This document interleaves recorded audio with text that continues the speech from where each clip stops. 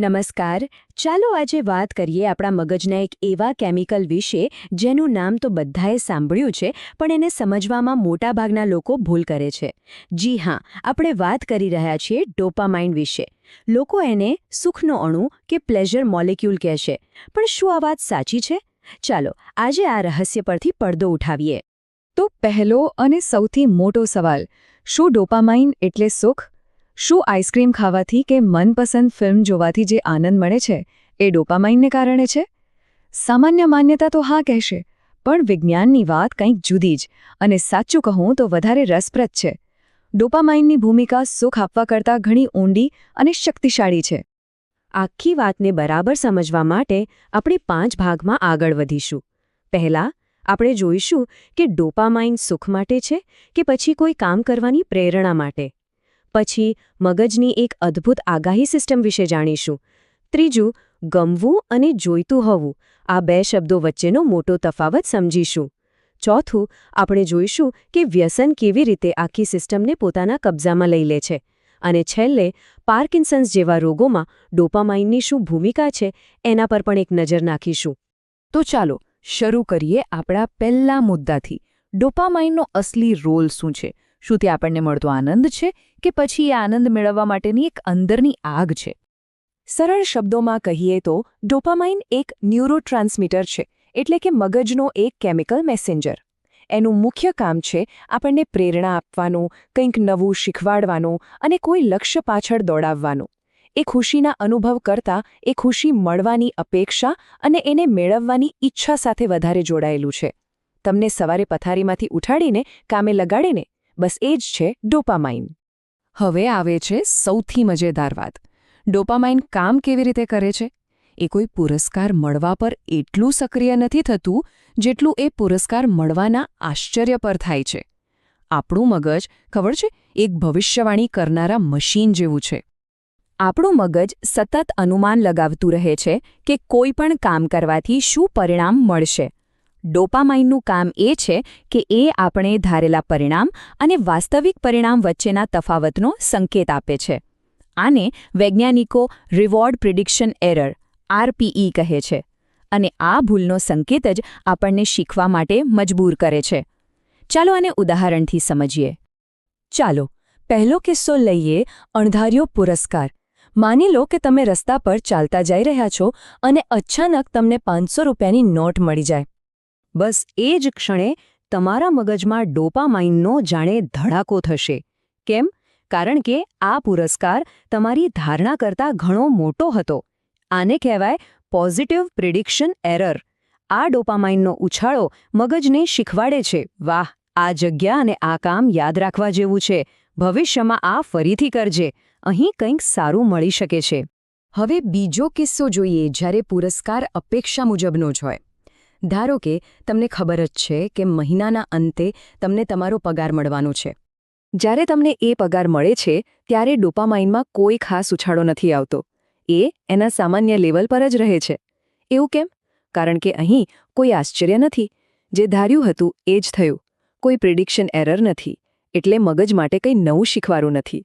અને હવે ત્રીજો કિસ્સો, જે આપણી સાથે ઘણીવાર બને છે. જ્યારે ધારેલો પુરસ્કાર ન મળે. તમે વેન્ડિંગ મશીનમાં પૈસા નાખ્યા, બટન દબાવ્યું, પણ તમારી ચોકલેટ બહાર જ ના આવી.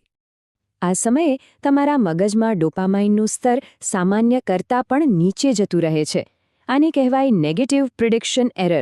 આ ઘટાડો મગજને શીખવે છે, આ મશીન ખરાબ છે, ભવિષ્યમાં અહીં પૈસા નાખીશ નહીં. જુઓ, આ રીતે ડોપામાઇન આપણને શું કરવું અને શું ન કરવું એ શીખવતું રહે છે.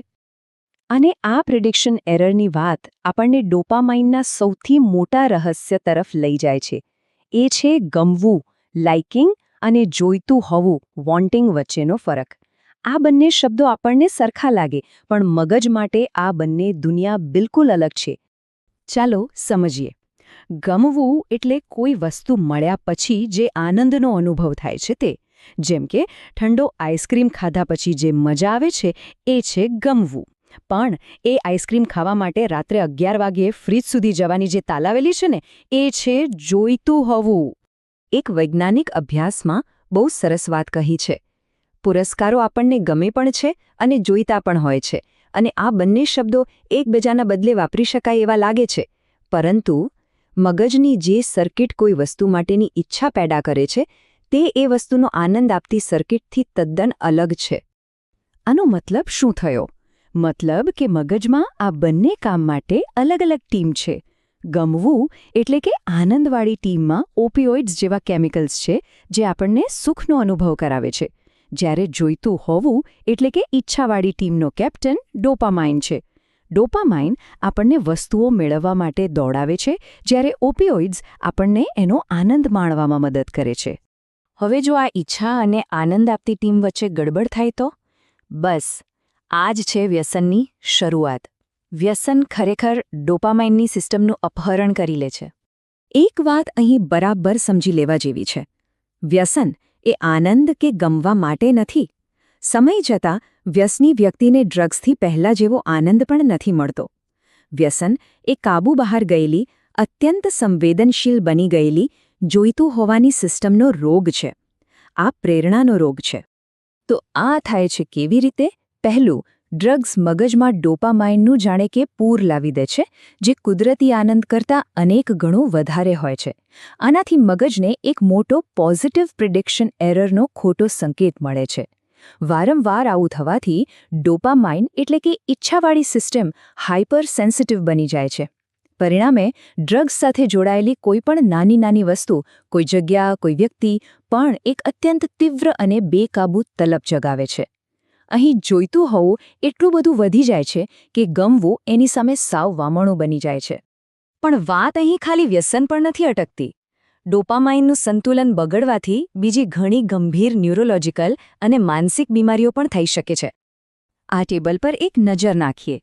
પાર્કિન્સન્સ રોગમાં મગજમાં ડોપામાઇન બનાવતા કોષો જ નાશ પામે છે, જેના કારણે તેની ગંભીર ઉણપ સર્જાય છે અને હલનચલનમાં તકલીફ પડે છે. બીજી બાજુ સ્કિઝોફ્રેનિયામાં સ્થિતિ વધુ જટિલ છે. મગજના અમુક ભાગોમાં ડોપામાઇનની અતિશય પ્રવૃત્તિ ભ્રમણા જેવી તકલીફો ઊભી કરે છે, તો અન્ય ભાગોમાં તેની ઉણપ વ્યક્તિને સમાજથી વિમુખ બનાવે છે. એટલું જ નહીં, ડિપ્રેશન અને ADHDમાં પણ ડોપામાઇનની ઓછી પ્રવૃત્તિને કારણે પ્રેરણાનો અભાવ અને ધ્યાન કેન્દ્રિત કરવામાં મુશ્કેલી જોવા મળે છે. તો આખા વિશ્લેષણનો સાર શું છે? 4 મુખ્ય વાતો યાદ રાખવા જેવી છે. પહેલું, ડોપામાઇન સુખ માટે નહીં પણ પ્રેરણા અને ઈચ્છા માટે છે. બીજું, તે આપણી ધારણા સાચી પડી કે ખોટી એના સંકેત આપીને કામ કરે છે. ત્રીજું, જોઈતો હોવું ડોપામાઇનનું કામ છે, જ્યારે ગમવું એટલે કે આનંદ ઓપિયોઇડ્સ જેવી બીજી સિસ્ટમનું કામ છે. અને ચોથું, ડોપામાઇનનું અસંતુલન વ્યસનથી લઈને પાર્કિન્સન સુધીના ગંભીર રોગોનું કારણ બની શકે છે.